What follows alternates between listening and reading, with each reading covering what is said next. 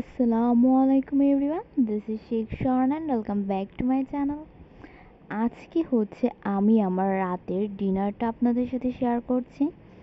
আজকে রাতের ডিনারে নিয়েছি হচ্ছে আমার ভীষণই পছন্দের ইলিশ খিচুড়ি। ইলিশ খিচুড়ি কিন্তু আমার অনেক পছন্দের, এবং খিচুড়ি আমি কখনো ওই এমনি এমনি খেতে পছন্দ করি না, হয় মাছ দিয়ে নয় মাংস দিয়ে পছন্দ করি।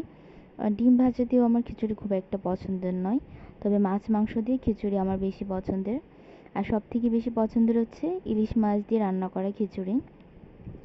ইলিশ মাছটা পেঁয়াজ মরিচ মশলা দিয়ে ভুনা করে পরে ওই ঝোলটা দিয়ে খিচুড়িটা রান্না করলে কিন্তু খিচুড়িটা অনেক মজা হয় খেতে। তো আমি নিয়েছি হচ্ছে এখানে খিচুড়ি, এক পিস ইলিশ মাছ, আর হচ্ছে মাছের যে কলিজাটা বলে সেটা নিয়েছি, আর নিয়েছি শসা, লেবু। সালাদ হিসেবে শসা লেবু কিন্তু একদম বেস্ট। তো আলহামদুলিল্লাহ, এটা হচ্ছে আজকে আমার রাতের ডিনার।